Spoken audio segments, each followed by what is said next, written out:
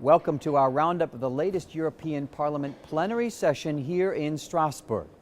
Lawmakers voted on a pact to more effectively coordinate cross-border anti-terror intelligence in the EU. Meanwhile, renewed Russian-backed rebel attacks in eastern Ukraine were hotly debated, as the EU resolutely seeks a non-military solution to the ongoing fighting. And finally, new cross-border road safety measures have been approved, making it harder to escape paying a traffic offense incurred in another EU member state. But we begin our coverage on Parliament's latest moves to preempt future terror on Europe's streets.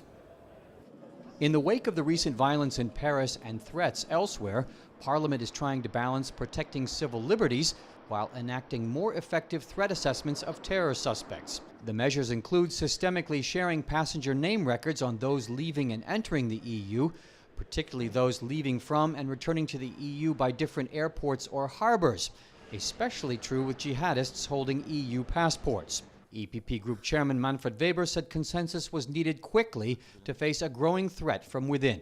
Our European responsibility is on the table, and we have to face this. And we need a coordinated and comprehensive approach, on the one hand between member states and Europe, and on the other hand between the different political parties here in the European Parliament. External threats could include, for example, a suspect leaving the EU from Riga for the Middle East and returning to Frankfurt. But Parliament and the other EU institutions are also facing internal threats, such as those crossing between two member states' borders. At the moment, the so-called Schengen Accord means travelers face no internal EU border checks. This could change on an ad hoc basis, but Weber insisted Schengen is not and should not be put at risk by Eurosceptics. When somebody is saying that Schengen is a problem, then you have to see that there were terror attacks as well in London, which is not part of the Schengen area. Schengen is the answer. Why? Because we have with Schengen a tool, the Schengen information system, where we have a strong exchange of informations that our authorities, our policemen on the street know that this person is a terrorist or is a jihadist or is an Islamist, is dangerous. The new measures also aim to curb violent radical threats through greater monitoring of online activity by suspects and educating prisoners and students on the positive aspects of moderate religious belief. Renewed rebel attacks in eastern Ukraine have left peace in the region hanging by a thread.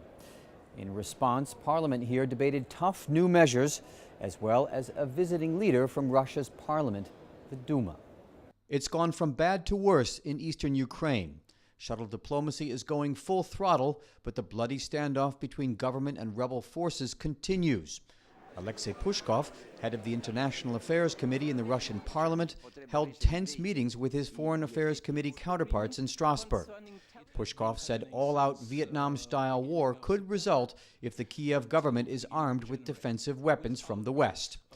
Meanwhile, EPP Group Vice President Saryusz-Wolski insisted the time for diplomacy was running out, along with the West's patience. Enhancing Ukrainian defense capabilities would create incentives for Russia to back down. On the contrary, Russian military advantage over Ukraine openly invites Russia to continue invasion, as we witness. Ukraine has the right to defend itself. We have the responsibility to protect the victim against the aggressor in the name of our values. Saryusz-Wolski told Parliament that Russian diplomatic efforts to date were as hollow as a Potemkin village. Crisis over Ukraine is indeed about our own future and our own security.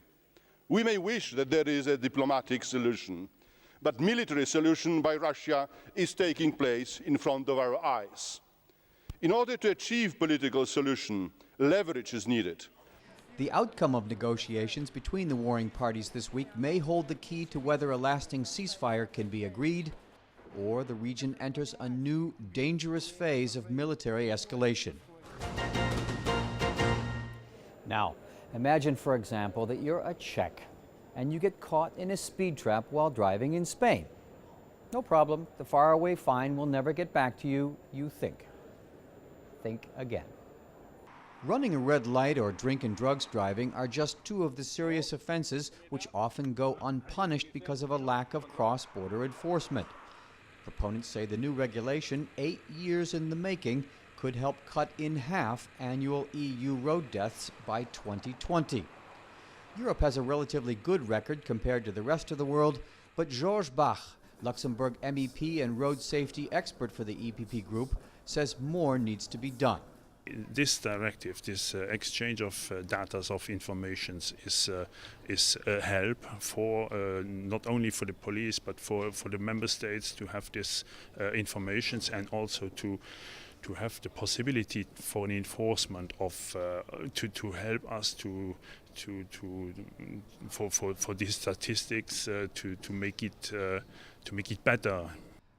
Bach said prosecuting drivers equally, regardless of where their vehicle is registered, was vital to ensuring safer driving while preserving the fundamental EU right of freedom of movement.